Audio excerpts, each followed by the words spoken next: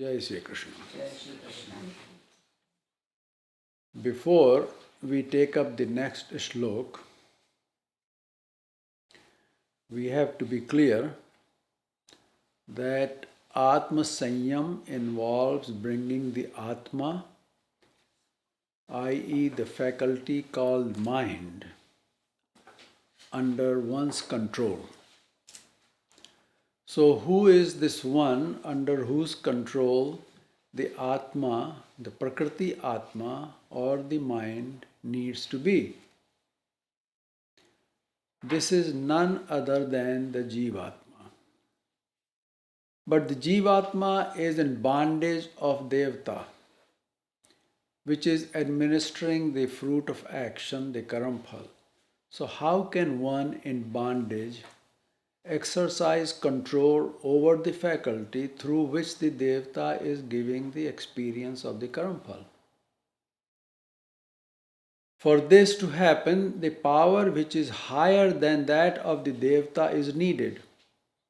Unless you have power higher than the Devta, you cannot control the mind.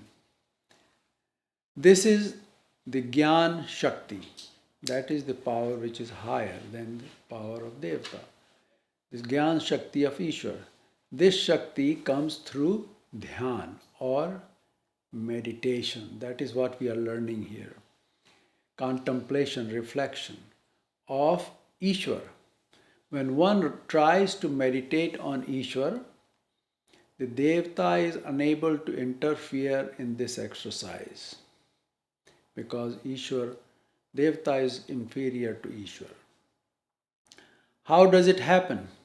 In chapter 3, Shlok 42 and 43, Bhagavan tells Arjun, Indriyani paranyahuhu Indriyebhyah param manaha Manasastu para buddhihi Yo buddhev paratastu saha Evam buddhev param buddhva Samstabhyatmanam Jahi shatrum mahabaho Kamarupam durasadam.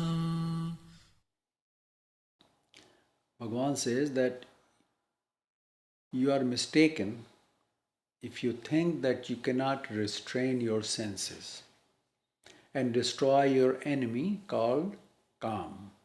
Because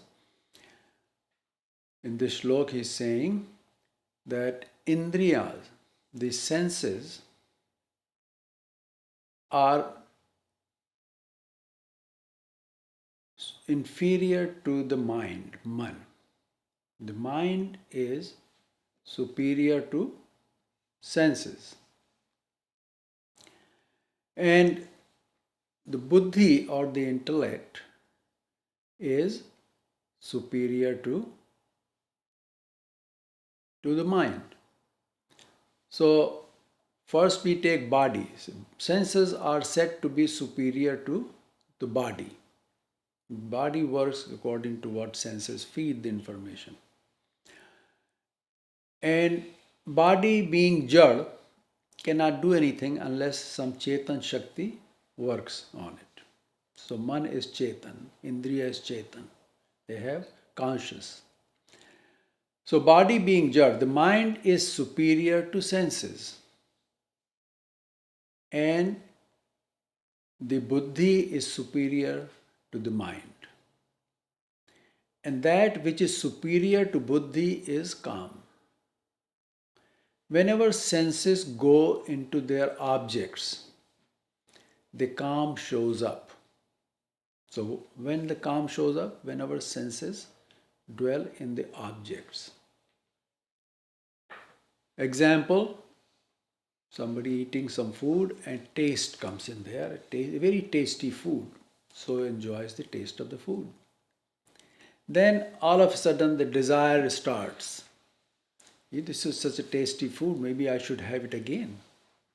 So the Kam already props up. As soon as the senses start going into their object, calm shows up. Now, the mind being superior to senses, it can see the senses. And the buddhi being superior to the mind can exercise control over the mind, but only when it is vyavasayitka buddhi, not this ordinary buddhi, vyavasayik buddhi. This is accomplished by the bodh or the jnana. So when buddhi is endued with jnana or bodh, then it can exercise control over the mind. The Gyan Shakti can exercise its influence only on the buddhi and not on the mind. Such buddhi endued with Gyan Shakti restrains the fickleness, chanchalta of the mind. So mind becomes steady, which in turn keeps it from dwelling in and being influenced by the senses. So mind is controlled by buddhi, which has got the power of jnana. Then the mind would not go and dwell in whatever senses are telling. And as soon as that happens, the senses will quit being going around and around here and there and be fickle. So thus the calm can be neutralized. This is the way the calm can be neutralized. This is what is meant by samatvam yoga. So, samatva yoga means the mind is stable now. It's not going after one thing or the other. So, the senses are doing their assigned work and the mind knows it, what they are doing.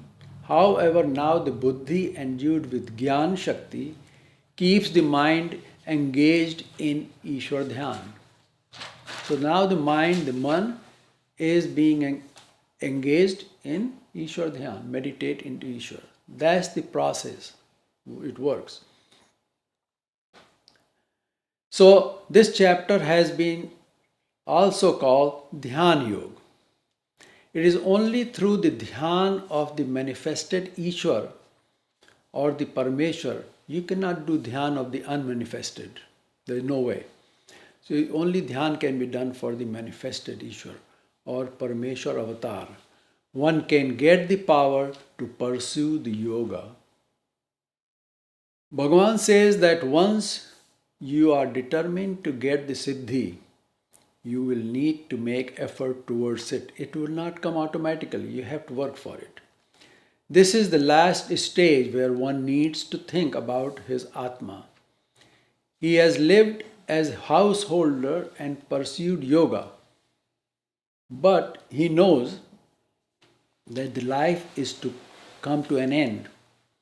He therefore dedicates the last years of his life to Paramatma. For this, there are rules how to do this, and they are given in next 4 shloks. So we'll take one by one. Yogi yunjita satatam atmanam rahasi sthitah ekaki yata chittatma nirashira parigrahah. Yogi, the one who wants to be in union with Ishwar and is ready for Yoga sadhana. Who is this yogi? Who is ready to do the sadhana, to be with Ishwar. What does he do? Rahasi sthita, situated in seclusion. He is not among a whole bunch of people. He is in seclusion. Ekaki, all alone by himself. Because diversion will be an obstacle in meditation. So if there is more than one, there is always going to be diversion. So finds a place where he is by himself. Yat chittatma, having controlled his mind, senses, and body, what else he has to be? Nirashi, free of all desires and expectations, not just desires, expectation. He doesn't expect anything. He should not desire for worldly pleasures, they become an obstacle. Not even wanting air conditioning, for example, or need for cold drink of water. Whatever he gets, that's fine. And aparigraha, void of possessions, since he has to eventually leave it all here anyway. Yunjit satatatmana, he engages his mind, which is Atma, constantly, satat, in Ishwar. Yunjit satatatma, he constantly remains engaged in pursuit of yoga. All day long he does everything in yoga. He doesn't do anything for himself, he's doing everything for yoga. No one becomes a yogi by performing worldly activities. That is the truth. Nobody becomes yogi by performing worldly activities. He dedicates all his waking hours to become one with Ishwar. He remains ekaki. He may be with others, but he remains alone. He practices control of senses by channeling them towards Ishwar. He has to be able to live by himself because this road is not very crowded. There's only one person at a time. He will converse with Ishwar. He listens to bhajans, gyan. This way, being alone, he will not be lonely. There is a difference being alone and being lonely. From his mind, he removes all desires for enjoying worldly things because he knows these things they are not to any good end. They will become an obstacle in pursuit of yoga.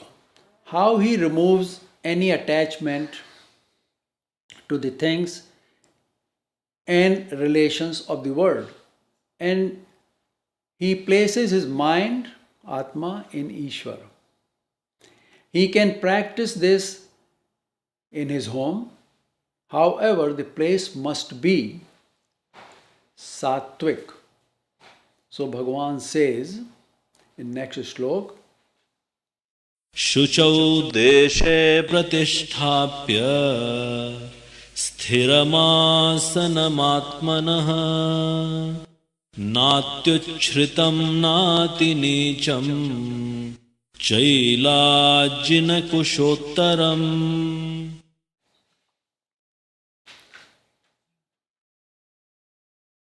pratisthapya shucho deshe. Set up a place for worship or meditation in a place which is sattvic, shucho, pavitra, pious place. Whether this place is home or in jungle, wherever it is, it has to be sattvic. For example, if you are practicing at home, have place designated for worship or practice in a library at home, because in library there is books only, nothing else, which houses religious books, not in the dining area, because rajogun comes in there, food, taste. Sattvic thoughts happen in place which is also sattvic. This sthan or the place has a large influence. Impure places are those where violence has taken place, violence of any sort. One should not even live in a place where murder has been taken place or someone has received painful experiences. Therefore, establish the place to practice yoga in a sacred place which has not been contaminated and with bad thoughts or actions. So, sthir masna matmana, then one should prepare atmana, his atma, his asan, which is stable. So once you chose the place, now you have to prepare an asan to sit and meditate or do prayer. You cannot do standing or lying down or anything. You have to actually sit in a yoga asana. His asan which is stable. Now how this asan should be made, Bhagavan tells how you should make this asan. It should be natyu drishchitram, neither too high, nor it should be nati nicham, or it should be too low. Not too high, not too low. If it is too high, there will be a chance to fall from it. You may roll off of it. And if it is too low, then it's like sitting on the ground. There is a chance to be bitten by insects. This is for people who do a yoga sadhana in jungles. So how this asana should be built? It should have layers. Chail jin kushottamam. First, put a layer of kush grass. Then ajin or leather charm and cover it with chail. Chail means a piece of cloth. So first have a layer of kush grass, then usually people put mragshala or deer skin, and then on top of that cover it with a piece of cloth. The kush grass acts as a cushion, so you don't need memory foam. The deer skin keeps the insects from coming up. They think that there is an animal in this place. However, the leather feels cold in cool weather and warm in warm weather. Therefore, it should be covered with a layer of cotton fabric, which stays cool in summer and warm in winter. This is how the asana should be built, which is comfortable to sit for a long period of time, because one has to sit for hours. It might as well be comfortable.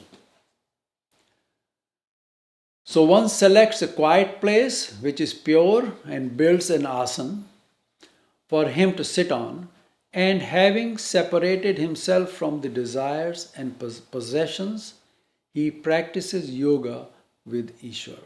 So next Bhagavan is describing the technique for Dhyan Yoga, whereby one practices the meditation of the mind in Ishwar.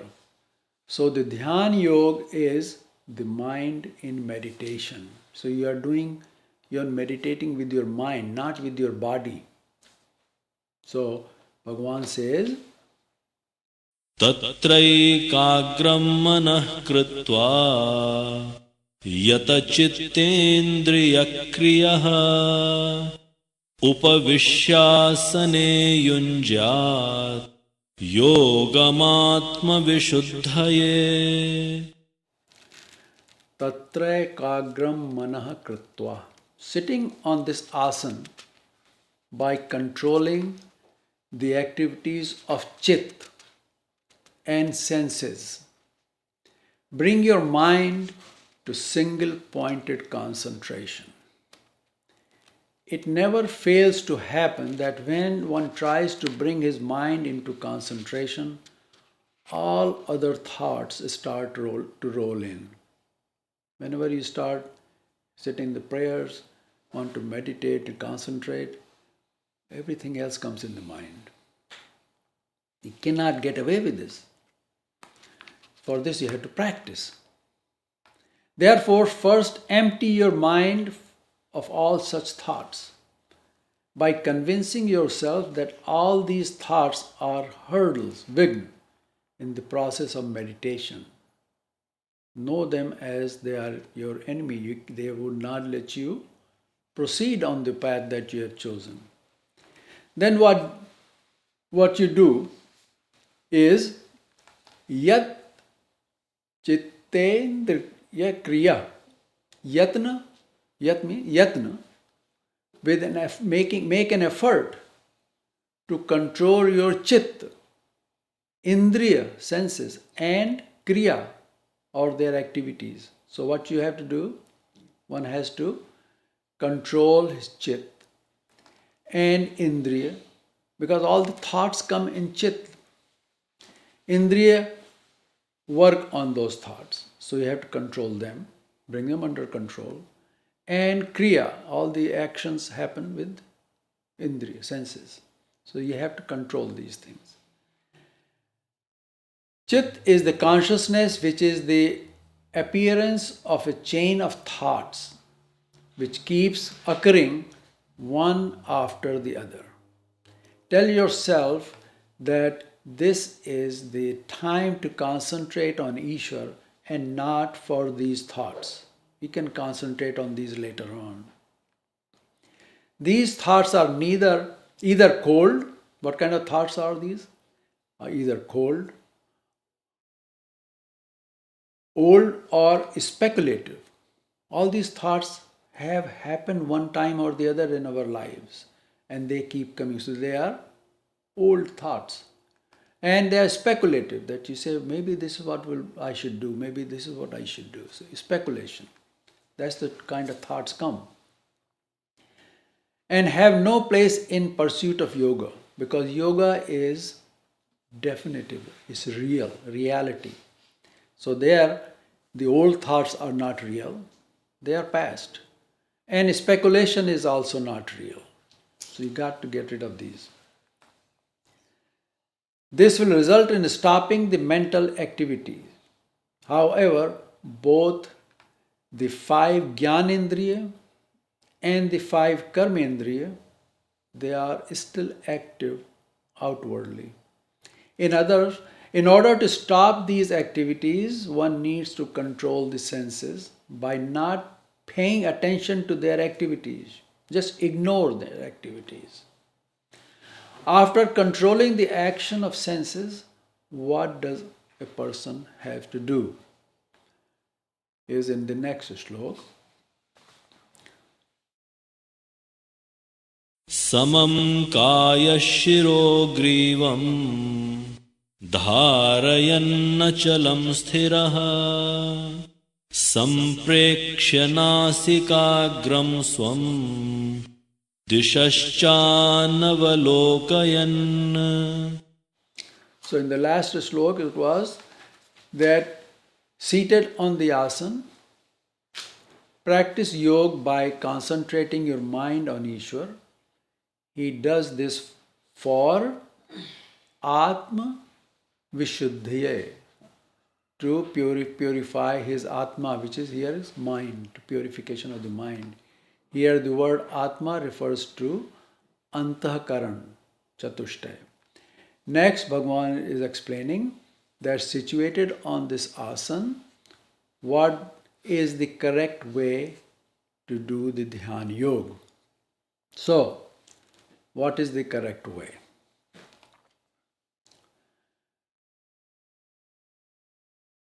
Correct way, we just heard this shloka, is explained here.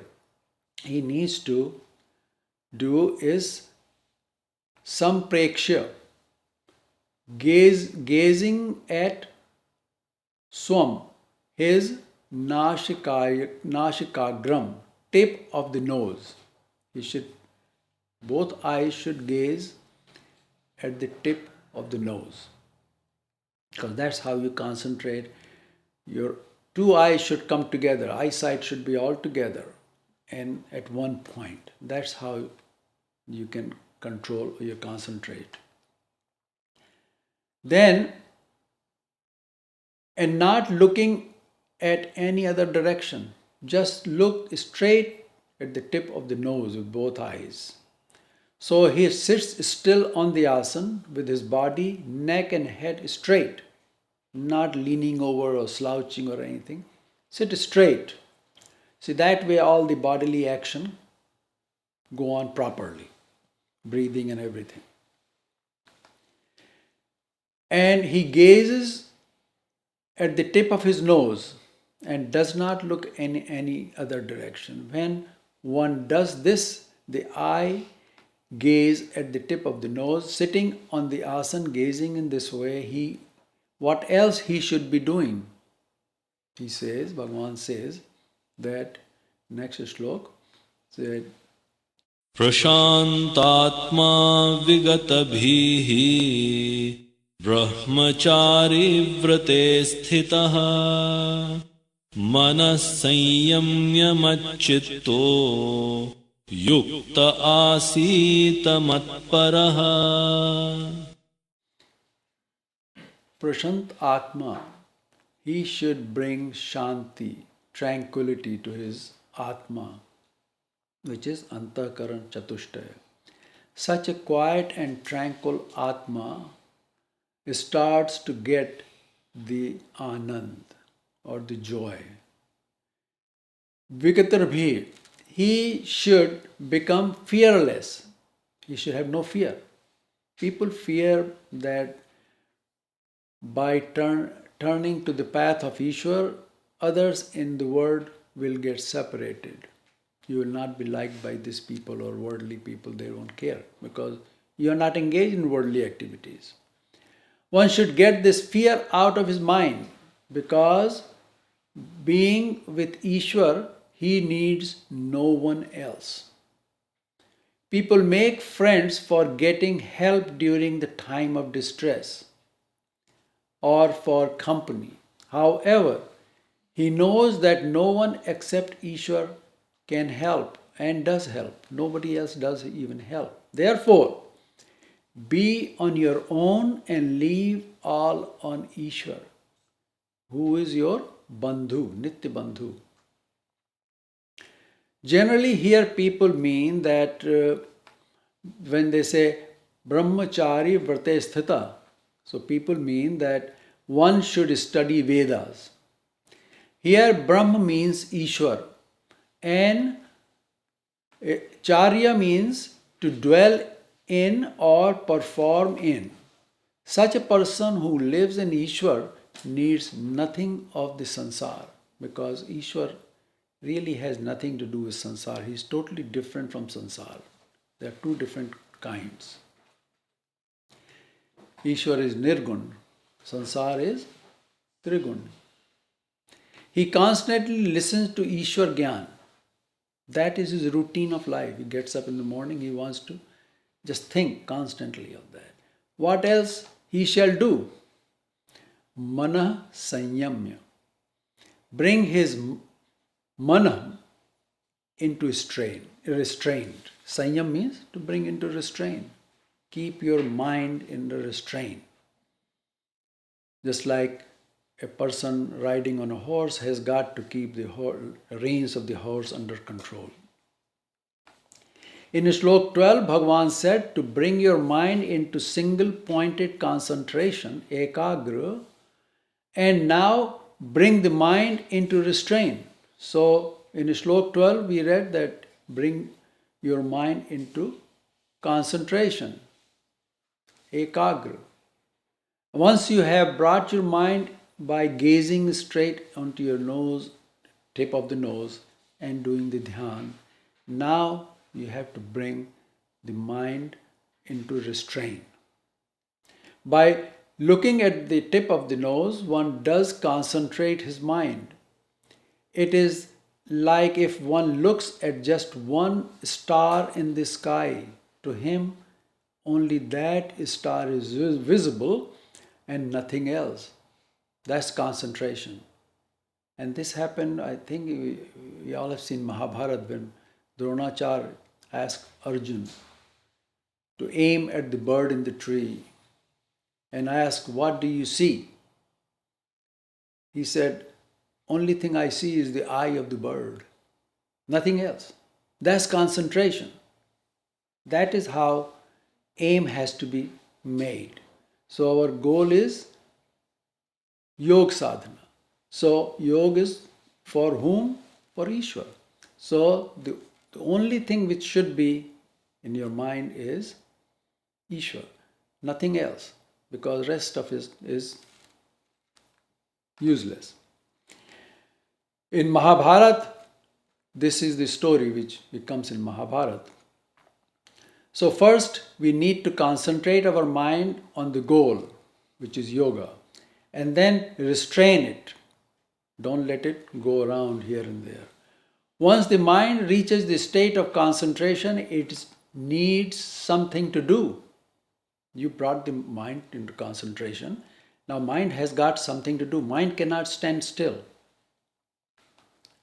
So Bhagavan says that the mind which is in concentration, it is in your control. And now you need to give your mind something to do. So what do you do next? Mat chitto. Have your chit dwell in me. So you direct your chit to dwell in Paramatma, the Ishwar. This involves listening to Ishwar Gyan, remembering his Leela, concentrating on the Naam. This is called Mat chitto, meaning that in the field of the mind, allow thoughts and activities which pertain only to Ishwar and no one else. Then what he shall do? Yukt asit matparah, endued with all the above, leaving everything on me, one should sit and practice yoga. So it takes a great deal of effort and practice to get to this stage. According to Gyan imparted by Bhagavan Shri Chakradhar, Smaran, or remembering the name of the Naam, Naam Smaran, as described in Brahma Vidya, gradually guides a person to the yoga described here by Bhagavan Sri Krishna. By practicing yoga in this manner, what happens next? When a person has been practicing like this, what does happen to him? युञ्जन्नेवं सदात्मानं योगी नियतमानसः शान्तिं निर्वाणपरमां मत्संस्थामधिगच्छति. In this way, one whose subdued mind has come under his control, yogi, such a yogi, sadatmanam, whose atma has become sadatma, not dushtatma, sadatma, meaning that his mind is always engaged only in the reality or the Ishwar. What is sadatma? Sadatma means which is mind which is engaged in sat. And what is sat? Is Paramatma, the reality. He who yunjaneva practices yoga in this manner, i.e., engaging the mind in the Ishwar Swarup, what happens to him? Adhigachati. He gets into matsthanam, that peace, shanti, masthanam, shanti, that peace which is in me. Bhagavan says, the peace which is in me, or the Ishwar Swarup. See, the ultimate shanti is in Ishwar Swarup. There nothing else goes on there. It's called nirvat. There's nothing there. It's shunya. There's shanti there. That's the only place that there is shanti. And this, by meditating on Ishwar this way, what Bhagavan Krishna says, he gets into that, gets the taste of that shanti. What is this shanti? Paramam Nirvana Shanti. The peace that which culminates in the Param Nirvana or the moksha. So this peace which culminates in moksha. If you don't have peace, that means what you're doing? We are engaged into different worldly activities. That's what it is. And that's totally opposite to what one should do and if he wants to be yogi. In these shlok, Bhagavan explained to Arjun that after the first stage of Gyan, called the Shabd Gyan, so who's the Araruksh Muni Yogi? He is Shabd Gyani. He is practicing Shabd Gyan. And the one who is Yoga Rudh, he's already become Aparoksh Jnani. That makes it so simple to understand. And the one who is Araruksh Muni Yogi, he has to give up all these kriyas of the kriya karma of the sansar to get on the yoga. And once he arrives there, what he wants? Shanti. Now here what Bhagavan Krishna is saying, he gets that Shanti, Param Shanti, the Shanti which culminates into moksha. So it all comes around, full circle. Shabd Gyan is the Gyani is the one who studies the Shastra and then follows with the practice of yoga, which means to surrender his mind to Ishwar. He starts to see the glimpse of Ishwar within himself. In this way, the yogi situated in sansar receives my Param Shanti, Bhagavan says, which is in me. He sees my glimpse. He gets that close to me because by the practice of yoga, he is purified and he becomes closer and closer to Ishwar. Now, what is this glimpse? It can be described as when a person who is traveling and sees a tree at a distance far away. He can only make out that it is a tree of some sort, but knows nothing about it. He sees as one sees something in the fog. He has not reached there yet, but he starts to feel the peace of the Parameshwar Swarup. Similarly, this yogi sees just the glimpse of Ishwar Swarup, just a glimpse. From this, he gets the highest peace, which is in the Ishwar Swarup.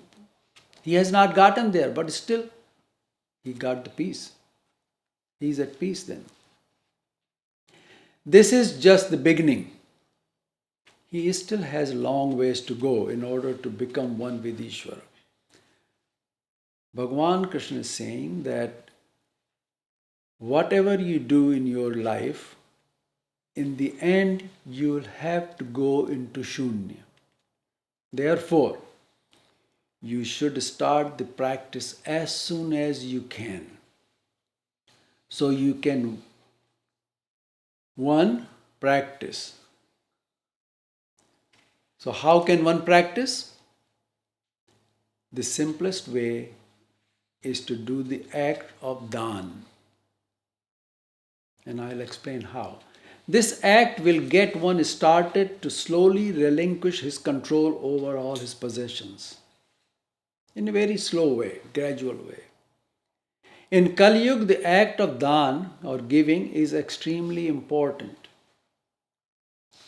It has been defined as relinquishing one's control, swasatta nirvritti, relinquishing one's control, and establishing the control of the other, parasatta sampadan. That is what dan is. It's two steps. You relinquish control over it, and then you establish control of the other person that you or an entity you are giving dan to.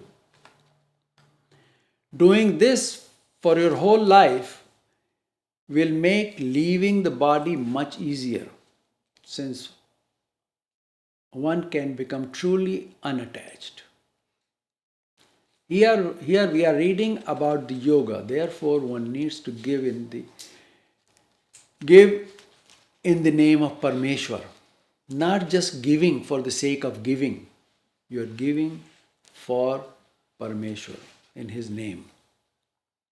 The meaning of going into Shunya is to go into Ishwar. Because in Ishwar there is nothing there, it's Shunya. No activity. Now Bhagavan tells that in order to get this Shanti, Param Nirvana Shanti, yogi has to do several things.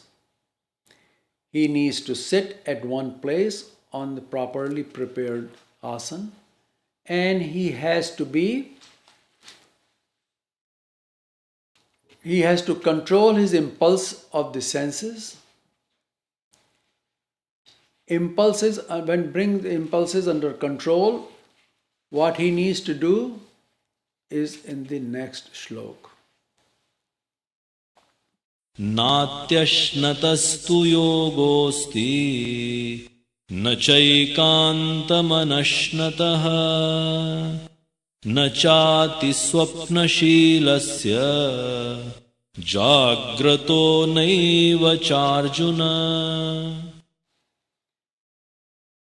This is more like practicing how a person who is pursuing the yoga should live. Here Bhagavan talks about two aspects of living to be successful in yoga. One is food and the other is sleep. Bhagavan says to Arjun, Natu ati ashnata. Neither those who eat too much, nacha ekantam anashnata, nor those who do not eat at all, do vrat, fasting. And about sleep, Bhagavan says, Nacha iti swapna shilasya, and neither those whose nature is to sleep too much, na jagrata evasti, nor those who are always awake. In other words, sleep very little. None of these attain Yoga Siddhi. Don't eat too much, don't eat at all. That's wrong too. Don't just sleep all the time, Kumbhakaran, or you stay awake all the time. Say, I'm going to do this, I'm going to do. No. So here Bhagavan made it clear that overeating, all sort of fasting, staying awake or sleeping too much, none of these behaviors are acceptable in Parmeshwar Yoga Sadhana. They will not lead you there. You will not achieve anything. These give rise to impulses of the senses, and these impulses disturb the equanimity, thus making the mind fickle. In chapter 2, Shlok 48, Bhagavan said that the highest yoga is the Samatva Yoga. Eating too much or not eating, and sleeping too much or not sleeping, both are characteristics of Rajogun and Tamogun. Both these are the enemies of yogi. So this yoga is for whom? Is in the next shlok. युक्ताहार विहारस्य युक्तचेष्टस्य कर्मसु युक्तस्वप्नावबोधस्य योगो भवति दुःखः. This yoga, which destroys all dukh, yogo bhavati dukkha. It destroys all dukh, can only be achieved by the one. Now, what is this dukh that the yoga destroys? The form of the sansar is said to be dukh, dukh roop sansar. There is nobody in the sansar who is truly happy. Everybody is miserable, no matter who they are. So, by going into yoga of Parameshwar, what's happening? We saw a little while ago, he gets param shanti. There is no dukh. So this yoga which destroys all dukh can only be achieved by the one who practices what he practices? Yuktahar viharasya. Here the word yukt means managed or proper. How much should it be or should it not be? This is in relation to the eightfold subhav, ashta subhav of humans. These cannot be given up as long as we are situated in the body. Ashta subhav cannot be given up. Cannot live with body, will not let you do that. Body does it by itself. This is because Swabhav means that which is born by itself. Swabhav. These are not dependent on us. These are hunger, thirst, feeling of cold, heat, excretion and urination, and fear and sleep. They are there. You cannot do away with them. These are born with each one of us. We cannot do away with them. However, one can bring them under control, restraint. One can do their vyavastha or regulate them by practicing sanyam or restraint over them. So, those who have to become yukt or these have to be at the appropriate level. For those people who want to be yukt, these swabhav has to be at the appropriate level, not too much or too little, but just right.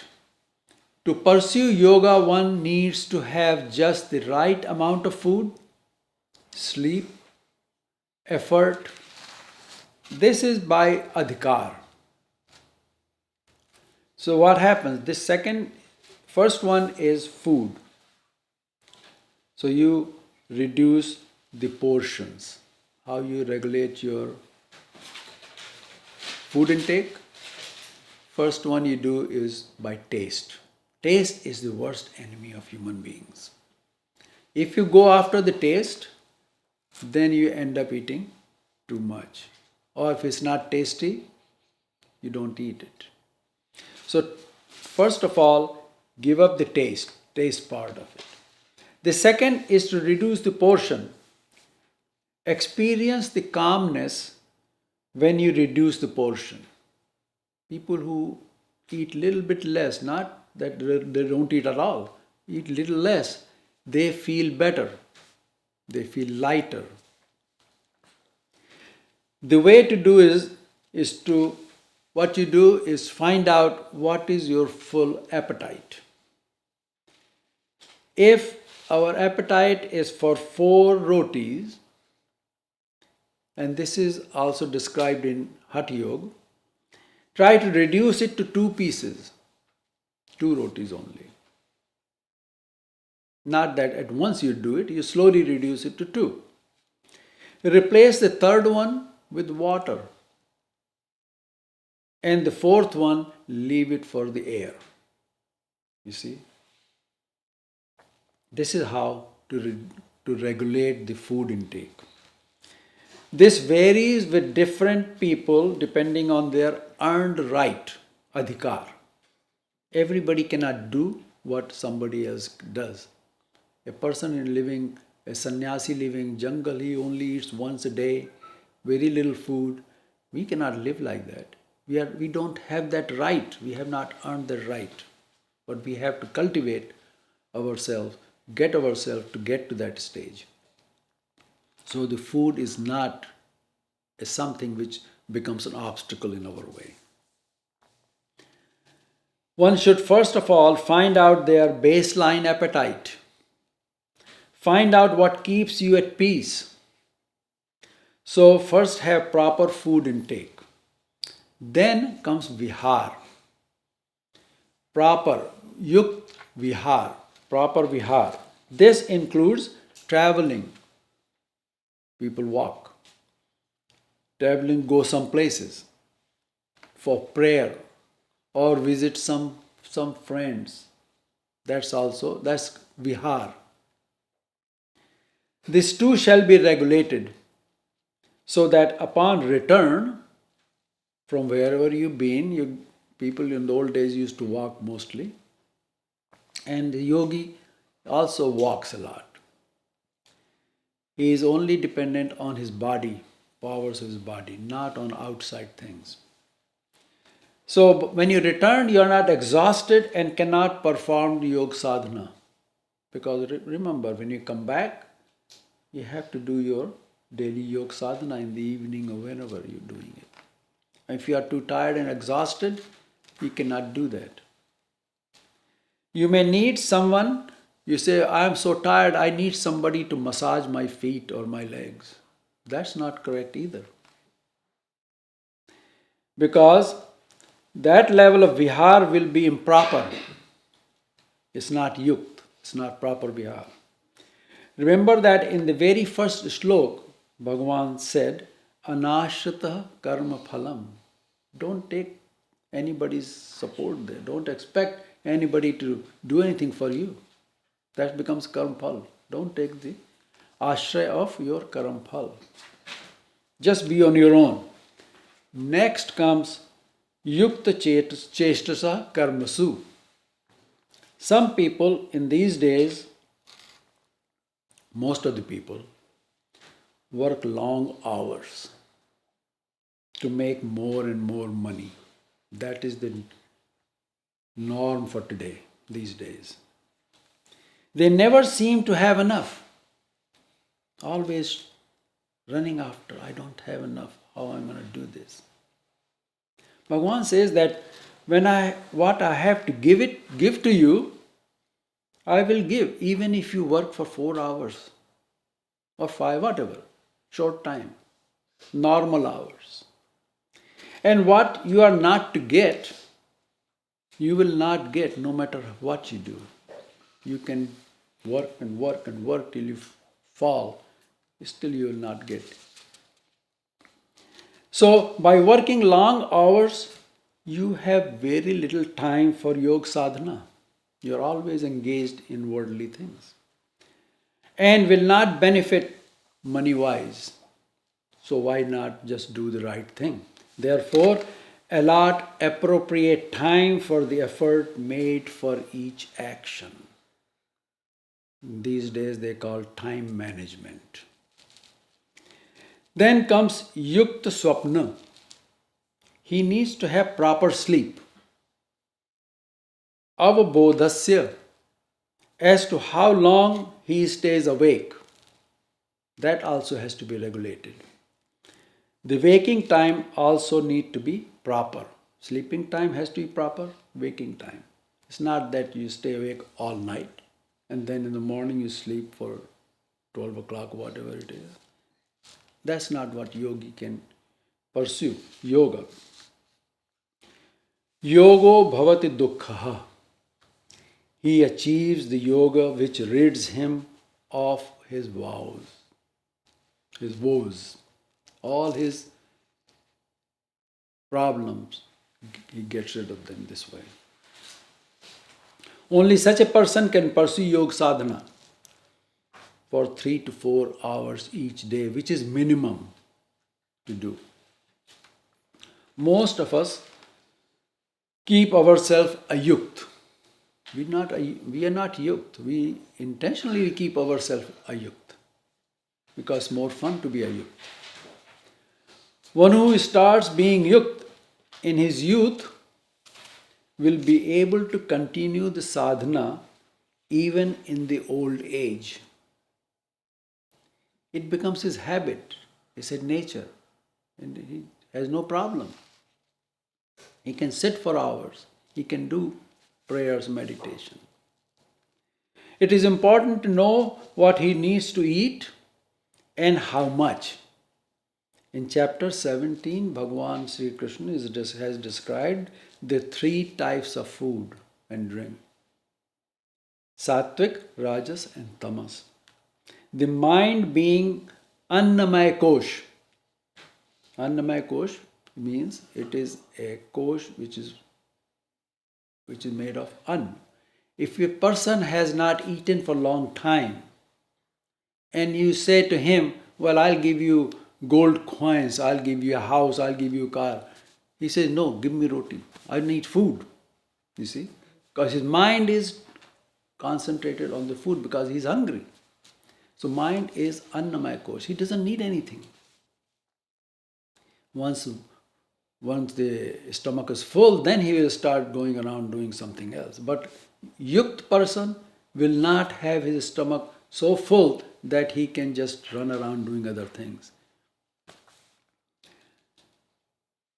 So the mind being Annamaya Kosh is affected by food we eat. Like the saying goes, you are what you eat. In yoga sadhana, one needs to be yukt as well as sattvic in every way. In this yoga, one gets the Atma Siddhi and gets the Shanti of the Parameshwar Sarup. So next time we will discuss what is